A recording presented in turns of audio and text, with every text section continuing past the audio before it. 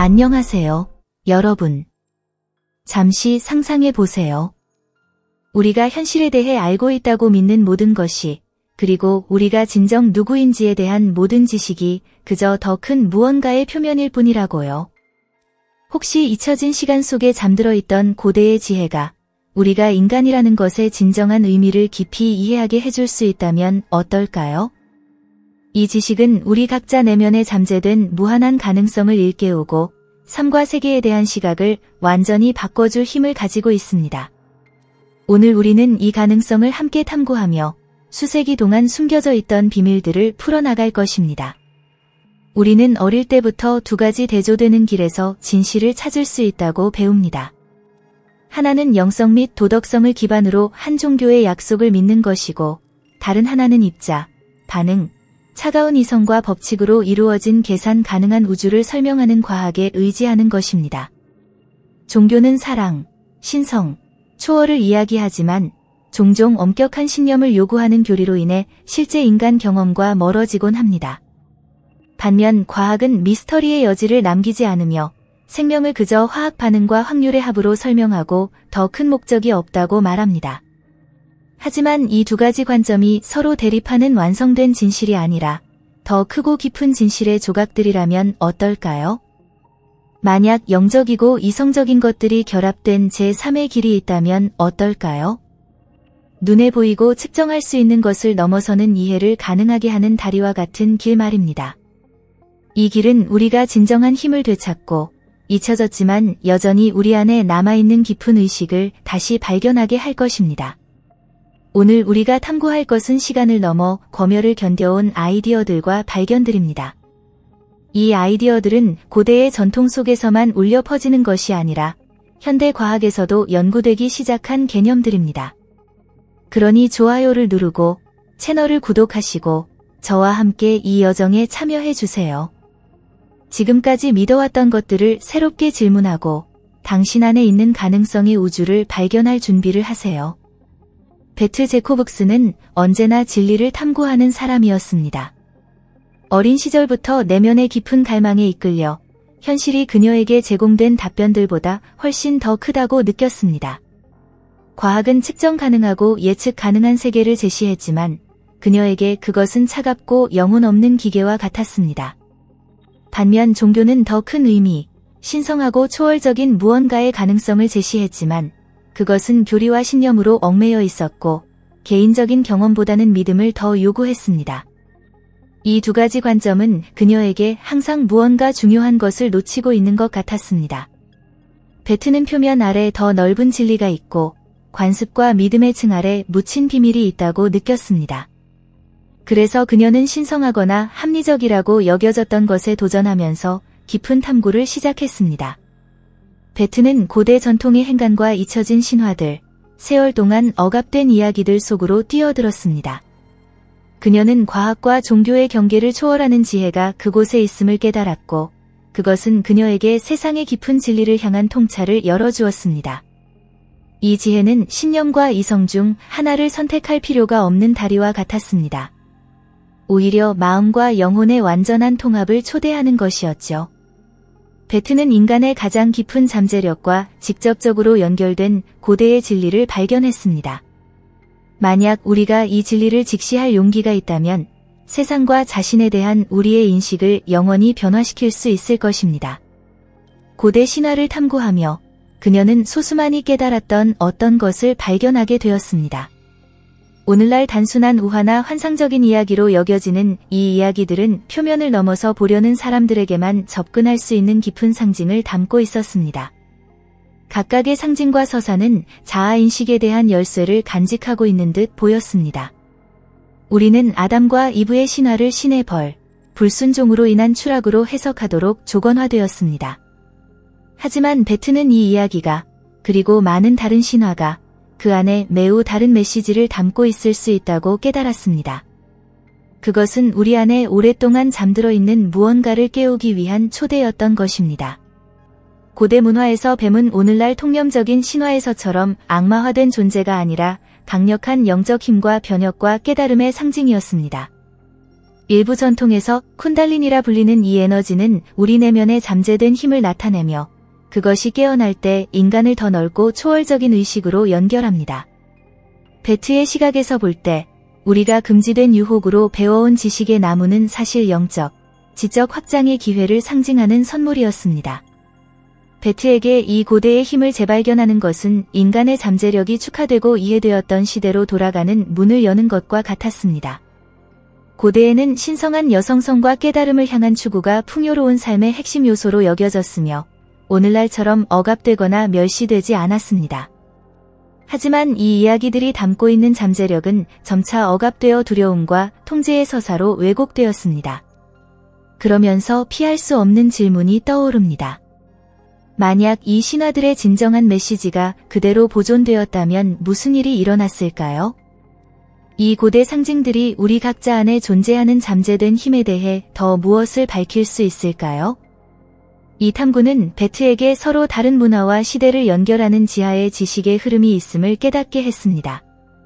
인류는 항상 본질적인 진실과 연결된 보이지 않는 실을 가지고 있었던 것 같습니다. 이 실은 문화적, 종교적 분열을 초월하는 지혜로 되찾을 수 있다면 우리를 진정한 자신에게로 인도할 수 있습니다. 고대 문화에서 뱀은 오늘날처럼 배신과 속임수의 상징이 아니라 인간의 가장 강력하고 필수적인 영적 힘을 나타냈습니다. 그것은 깨어날 때 상위의식과 연결되는 내적 에너지인 쿤달린이라 불리는 생명력을 상징했습니다. 수세기 동안 금지된 유혹으로 해석되어 온 지식의 나무는 사실 고대인들에게는 선물이었습니다. 그것은 영적 성장과 정신적 확장의 기회를 제공하는 것이었으며 깊은 이해를 받아들일 준비가 된 이들에게 주어진 축복이었습니다. 베트에게 이 고대의 힘을 다시 찾는 것은 잊혀진 시대를 들여다보는 창문을 여는 것과 같았습니다. 그 시대에는 신성한 여성성과 영적 깨달음을 향한 추구가 단순히 받아들여졌을 뿐만 아니라 완전한 존재의 중심으로서 축하되었습니다. 그러나 이러한 변혁의 잠재력은 점차 억압되고 두려움과 통제의 이야기로 왜곡되었습니다. 그리고 피할 수 없는 질문이 떠오릅니다. 만약 이 신화들의 진정한 메시지가 온전히 보존되었다면 어떤 비밀이 아직도 우리 안에 잠들어 있으며 우리 각자가 깨우기를 기다리고 있는 것일까요? 그리고 바로 이 지점에서 샤머니즘의 길이 천년의 역사 속에서 우주와 존재의 진정한 본질과 더 깊이 연결되고자 했던 첫 문명들에 의해 마련된 길로 나타납니다. 샤먼에게 우리가 보는 현실은 그저 표면적인 층일 뿐이며 무한한 에너지와 가능성으로 가득 찬 우주를 덮고 있는 베일에 지나지 않았습니다. 샤먼들은 강렬한 의식, 리듬 있는 춤, 그리고 신성한 식물의 사용을 통해 이 베일을 뚫고 그 너머의 세계에 접근할 수 있다고 믿었습니다. 이러한 방법은 그들을 변형된 의식 상태로 이끌었고 그곳에서 자아는 사라지고 영혼은 모든 것과 하나가 되었습니다. 이런 통합의 상태에서 샤먼은 우주가 고립된 사건들의 연속이 아니라 서로 연결되고 역동적인 생명체와 같다는 것을 깨달았습니다. 북소리 하나, 춤의 움직임 하나하나는 단순한 의식이 아니라 정교한 조화이자 샤먼을 우주의 힘과 연결하는 주파수였습니다.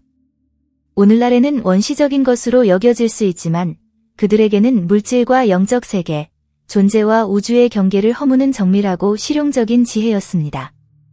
그 상태에 들어서면 샤먼은 모든 것이 연결된 확장된 현실을 접하게 되고 에너지의 흐름을 직접 느낄 수 있었습니다. 이것은 실용적 지혜의 경험이었고 우주를 그 전부로 바라보며 일상적인 논리를 초월하는 해답에 접근할 수 있는 방법이었습니다. 그리고 놀라운 것은 오늘날 과학이 이러한 의식 상태가 인간의 뇌에 미치는 영향을 재발견하고 있다는 것입니다. 과학자들은 이러한 깊은 의식 상태가 뇌의 활동을 변화시키고 우리의 잠재된 능력을 깨우는 듯한 신경 활동 변화를 유발한다는 것을 밝혀내고 있습니다. 이러한 실천의 재발견은 새로운 질문을 제기합니다. 과연 우리는 고대 문명들이 항상 알고 있었던 것을 이제 막 이해하기 시작한 것일까요? 그리고 이 고대의 샤머니즘 지혜는 인간의 정신과 보이지 않는 세계를 접할 수 있는 잠재력에 대해 더 많은 것을 가르쳐 줄 수 있을까요? 샤머니즘 의식은 목적 없는 신비한 의식이 아니었으며 매우 발전된 영적 과학이었습니다. 샤먼은 자신이 무엇을 하는지 정확히 알고 있었습니다. 그는 정교한 리듬과 춤, 깊은 집중을 결합하여 대지의 박동과 조화를 이루었습니다. 북소리는 마치 지구의 맥박처럼 울려 퍼지며 인간의 심장과 조화를 이루고 물질적 세계와 영적 세계의 장벽을 허물었습니다.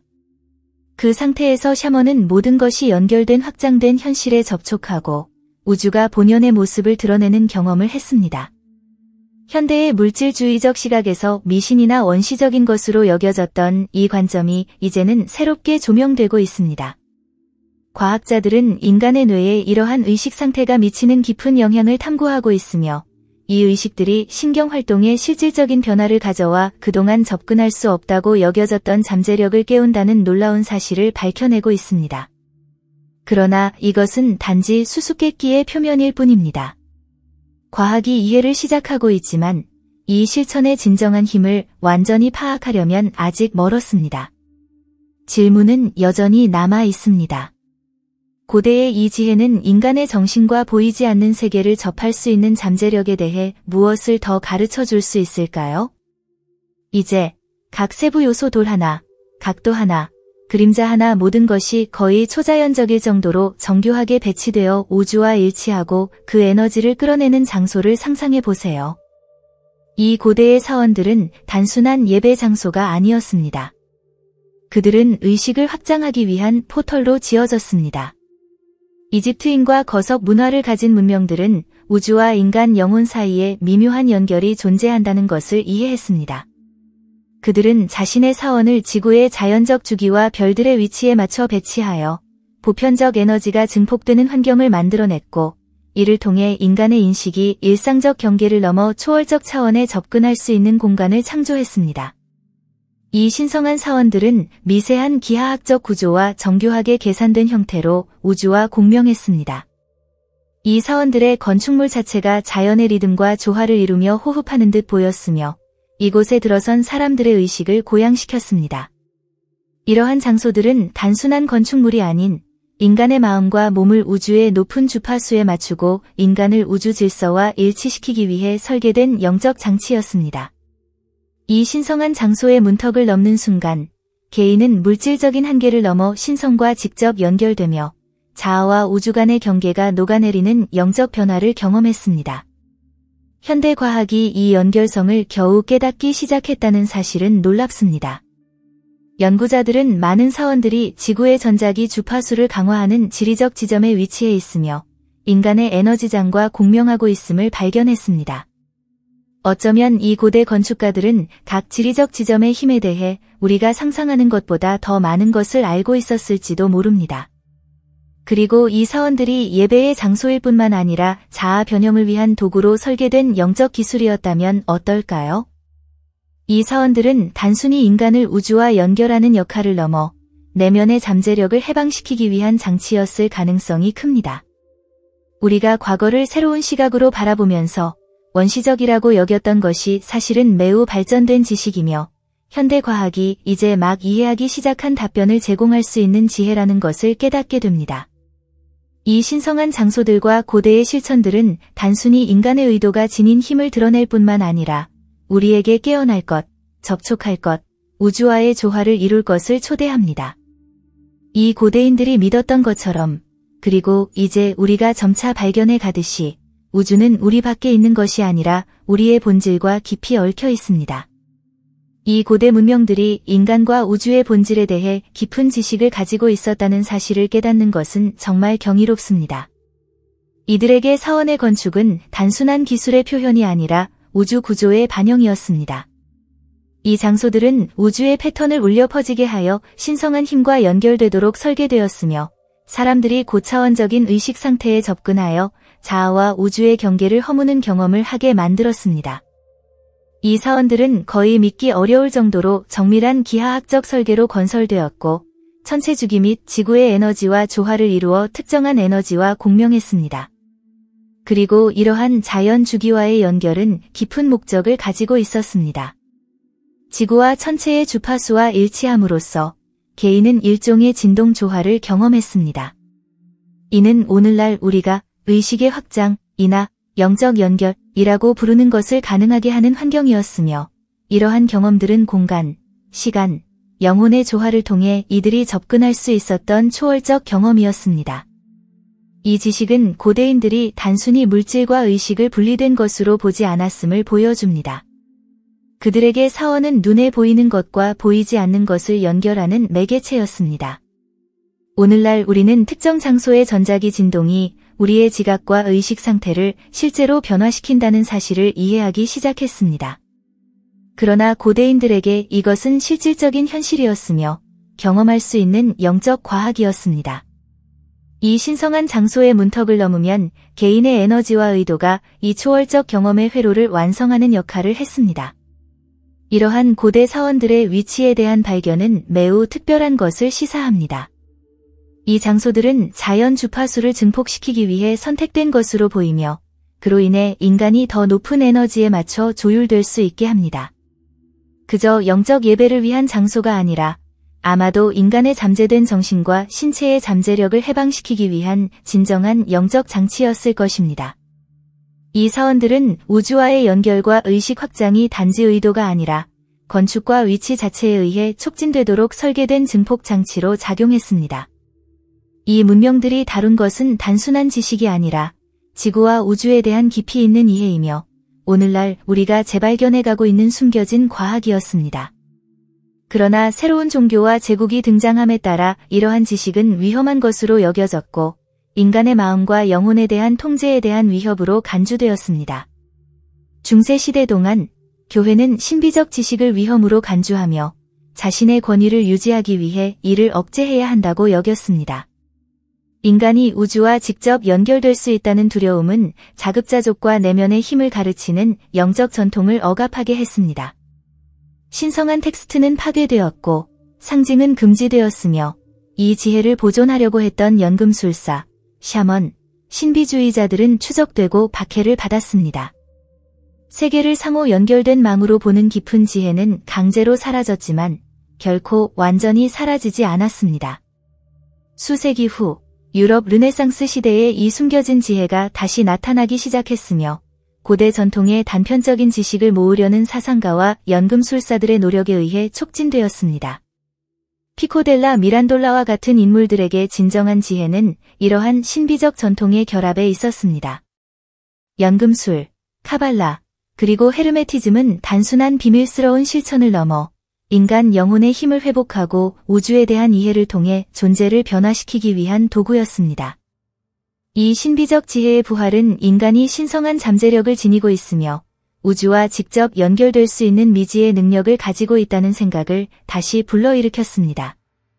이러한 사상들은 저항에 부딪혔음에도 불구하고 비밀스럽게 전해지며 세대를 거쳐 전해 내려오는 지혜의 실로 살아남았습니다.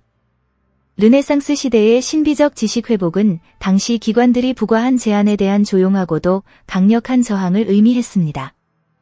연금술사와 르네상스 사상가들에게 영적 지혜는 단순한 신념이 아니라 신체, 정신, 영혼을 포함한 인간 본연의 모습을 탐구하고 우주와의 다리를 놓기 위한 수단이었습니다. 피코델라 미란돌라는 인간이 자아인식과 영적 고양을 통해 자신의 제한된 상태를 초월할 수 있으며 우주와의 신성한 결합에 도달할 수 있다고 주장했습니다. 그는 이것이 진정한 인간 본성이라며 영적으로 진화하고 우주의 힘과 연결될 수 있는 타고난 능력이라고 믿었습니다. 이 신비주의자들은 연금술, 카발라, 헤르메티즘을 각각 분리된 학문으로 보지 않고 서로 연결된 지식의 집합체로 보았습니다. 연금술은 금속을 변환하는 물리적 의미를 넘어서 인간의 내면 변형, 즉 인간이 더 높은 존재로 변화하여 명료함과 깨달음의 상태에 도달할 가능성을 상징했습니다. 카발라는 성서적 텍스트의 깊은 영적 해석을 통해 우주를 살아있는 역동적 구조로 바라보며 각 존재가 전체와 연결된 역할을 가지고 있음을 가르쳤습니다.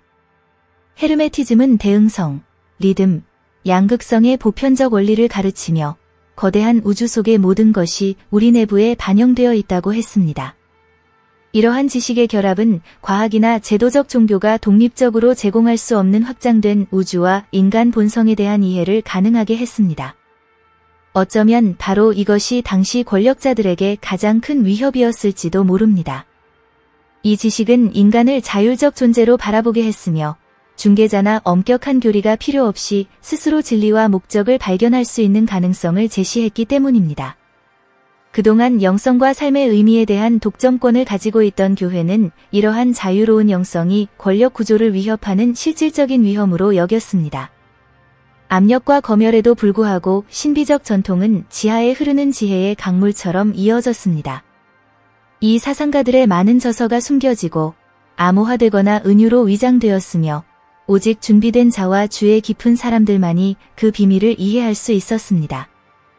연금술사들은 저서 속의 단서와 상징, 암호를 남겼고 신비주의 학교들이 생겨나면서 이러한 아이디어를 비밀스러운 모임을 통해 전수했습니다.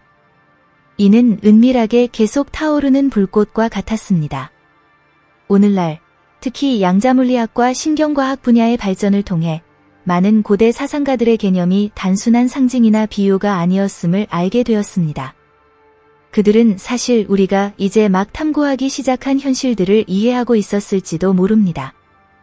양자물리학은 아원자 입자가 상호 의존의 망 속에 연결되어 있다는 사실을 보여주며 헤르메티즘의 모든 것은 전체 안에 있다는 개념과 일맥상통합니다. 마찬가지로 신경가소성과 명상과 같은 실천이 인간 정신의 변형력이 우리가 상상한 것보다 훨씬 더 클 수 있음을 보여주며 연금술사들이 주장했던 내면의 변화가 가능할 뿐만 아니라 과학과 예술의 경지라는 점을 반영하고 있습니다. 이 고대의 지혜를 되찾는 것은 우리를 깊은 질문 앞에 세웁니다. 이 지식이 지금 이 시기에 인간이 혼돈 속에서 의미와 일치를 찾고자 할 때 되살아나도록 예정되어 있었던 걸까요? 오늘날 이 지혜를 되찾아 과학과 영성, 이성과 신비주의를 결합해 인간 존재에 대한 이해를 확장한다면 우리는 무엇을 성취할 수 있을까요? 수세기에 걸쳐 강력한 억압과 검열 속에서도 신비 전통은 숨겨진 지식으로 세대에서 세대로 신중하게 전해졌습니다. 사회의 표면 아래에서 흐르는 지하의 강물처럼 침묵 속에서 이 비밀들은 사라지기를 거부하며 다시 떠오를 적절한 순간을 기다려왔습니다. 이제 현대에 이르러 이러한 사상들이 다시 강력하게 부활하고 있으며 과학이라는 새로운 영역에서 그 힘을 펼쳐나가고 있습니다. 오늘날 양자물리학과 신경과학의 발전으로 인해 과학과 영성 사이의 오랜 경계가 서서히 사라지고 있습니다. 이전에 양립할 수 없던 것처럼 보였던 개념들이 이제 상호 보완적으로 드러나고 있으며 신비롭고 초자연적이라 여겨졌던 개념들이 과학적 시선으로 다시 조명되고 있습니다. 양자물리학은 우주가 고정된 입자가 아닌 역동적이고 상호 연결된 에너지의 네트워크로 구성되어 있음을 밝혀주고 있습니다. 이것은 분리되고 기계적인 우주라는 개념에 도전하는데 이는 바로 고대 신비주의자들이 오랫동안 주장해온 것이기도 합니다. 그들에게 모든 존재는 보이지 않는 하나의 단위, 생명과 의식의 거대한 망으로 연결된 하나의 우주였던 것입니다. 신경과학 또한 인간의 정신이 스스로와 어쩌면 현실까지도 변화시킬 수 있는 능력을 지니고 있음을 밝혀냈습니다. 명상이나 시각화와 같은 실천을 연구하면서 신경과학자들은 인간의 마음이 뇌의 구조를 재구성할 수 있으며 이로 인해 건강, 지각, 심지어 신체적 안녕까지도 직접적으로 영향을 받는다는 사실을 발견했습니다. 이는 연금술사와 샤먼들이 주장했던 한 가지 원칙을 확증하는 것과 같습니다. 그 원칙은 마음이 단순한 생각 그 이상의 강력한 창조적 도구이며 내면의 세계와 어쩌면 외부의 세계까지도 형성할 수 있는 힘이라는 것입니다. 이러한 발견은 인간의 의도가 우주에 반응할 수 있다는 고대의 사상을 반영하며 내면과 외부 세계 간의 끊임없는 상호작용을 시사합니다. 예를 들어 헤르메티즘은 위에 있는 것이 아래와 같고 안에 있는 것이 밖과 같다는 원리를 가르치며 인간의 마음과 우주, 즉 미시세계와 거시세계 간의 대응을 주장합니다. 고대 신비주의자들에게 있어 이러한 대응은 인간이 우주와 함께 현실을 공동으로 창조하는 존재라는 의미였습니다. 생각과 의식, 그리고 정신의 조화로운 결합을 통해 주변 현실에 영향을 미칠 수 있다는 것이었습니다. 만약 인간의 정신이 자신의 신체와 주변 현실을 형성할 수 있다면 이는 인간의 잠재력이 아직 대체로 탐구되지 않은 방대한 영역이며 우리의 의식이 오늘날 거의 다가갈 수 없을 정도로 넓은 경험과 이해의 열쇠일 수도 있다는 급진적인 관점을 제시합니다. 고대 지혜의 부활이 현대 과학의 시대에 도래함으로써 우리는 전환점에 서 있습니다. 이제 그 어느 때보다 과학적 비전과 영적 이해를 통합할 기회를 맞이했습니다. 이를 통해 인간이 단순히 우주의 관찰자가 아니라 창조적 참여자이자 우주의 일원으로서의 새로운 이해를 창출할 수 있습니다. 그리고 어쩌면 이 고대의 사상이 지금 다시 떠오르는 것은 단순한 우연이 아니라 하나의 부름일지 모릅니다. 인류가 진정한 힘에 깨어나고 우주와 다시 연결되며 우리가 수동적 관찰자가 아닌 모든 것이 절대적으로 연결된 우주적 단위의 일부임을 깨닫도록 하는 부름 말입니다. 고대의 사상이 현대 과학의 비달에 부활하는 것은 단순한 재발견이 아니라 인간 의식의 확장을 의미합니다. 우주가 진동하는 상호 연결된 망이라는 이해와 맞닥뜨릴 때 고대 신비주의자들이 신성이나 거룩함이라고 불렀던 것이 외부의 무언가가 아니라 모든 사물에 스며있는 에너지의 직접적인 표현임을 깨닫게 됩니다.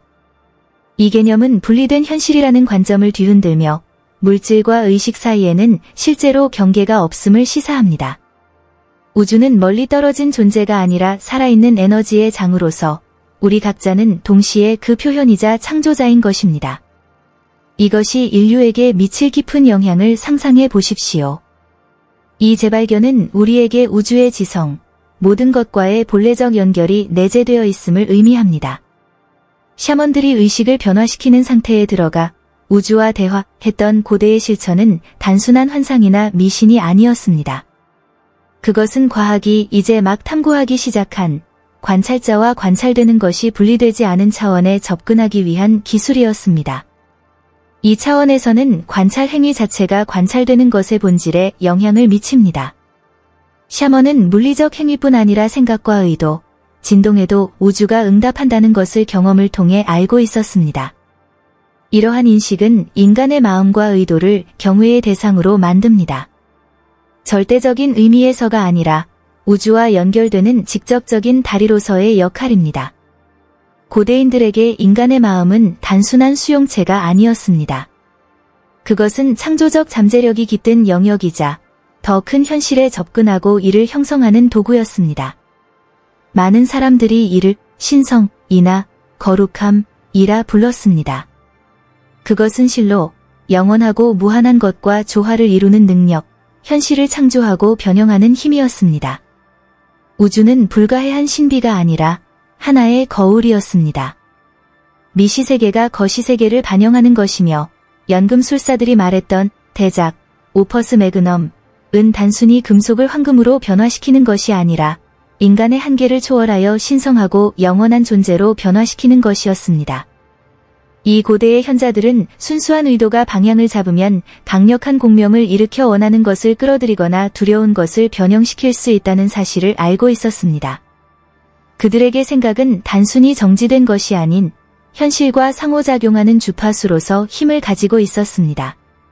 현대 과학은 이러한 시각을 확인하기 시작했으며 우리의 생각이 실제로 생물학에 영향을 미치고 더 나아가 환경에 영향을 미칠 가능성이 있음을 보여주고 있습니다. 신경과학은 시각화와 명상이 뇌 구조를 변화시킨다는 사실을 입증하고 있지만 이는 그저 시작에 불과합니다. 조화와 연결, 순수한 의도의 상태에 있는 마음의 더 깊은 잠재력은 어떤 의미를 가질까요? 우리가 단순한 관찰자가 아닌 이 현실의 공동 창조자라는 것을 이해할 때 우리는 우주에서 우리의 역할을 재상상하라는 초대에 직면하게 됩니다. 만약 고대인들이 옳았다면, 만약 현대과학이 그들이 직관했던 것을 입증하기 시작한다면 우리 인간은 의식을 우주의 주파수와 맞추고 마음을 자연 법칙과 조화시킬 수 있는 힘을 가지고 있는 것입니다. 이러한 조화는 과학과 영성이 공존하는 것을 넘어 함께 우리의 인식을 확장하고 우리가 누구인지 그리고 어떻게 우주의 생명력과 일치하는 삶을 살 수 있을지를 더 깊이 이해할 수 있는 새로운 시대의 문을 열어줄 것입니다. 이것은 고대의 지식이 현대의식으로 재탄생하여 더 높은 집단의식을 형성하는 시대입니다. 우리는 고대의 지혜로 다시 연결하라는 부름을 받고 있습니다. 이는 과거로 돌아가려는 것이 아니라 새롭게 시야를 넓혀 미래로 나아가려는 것입니다. 과학은 마침내 예전에는 샤먼과 현자들 사이에서만 속삭여졌던 이 지혜를 확인하는 연결고리로서의 역할을 할 수 있게 되었습니다. 현대 시대는 존재의 신비로운 성스러움을 재발견하고 우주의 광대함과 신비가 우리 각자와 하나로 맥박치고 있다는 사실을 인정할 수 있는 기회를 쥐고 있습니다. 여러분, 오늘 이 고대의 지혜와 우리 존재에 대한 깊은 연결에 대한 탐구에서 가장 인상 깊었던 점은 무엇이었나요? 어떤 생각이 가장 여러분의 마음에 울림을 주었나요? 댓글로 남겨주세요. 여러분의 느낌과 깨달음을 듣게 되어 정말 기쁠 것 같습니다. 여기까지 함께 해주셔서 정말 감사드립니다. 만약 이 내용이 여러분에게 어떤 영감을 주었다면 자신과 주변을 더 깊이 이해하고 싶은 사람들과 공유해주세요. 지식을 나누면 더 큰 변화를 만들어낼 수 있기 때문입니다. 그리고 가시기 전에 화면에 나타난 다음 영상을 확인해 보세요. 그곳에서 우리는 이 흥미로운 주제들을 계속 탐구하고 우리의 의식을 새로운 수준으로 이끌 것입니다. 그러니 아직 떠나지 마세요. 그곳에서 다시 만나기를 기대하며 이 여정을 함께 해주셔서 진심으로 감사드립니다.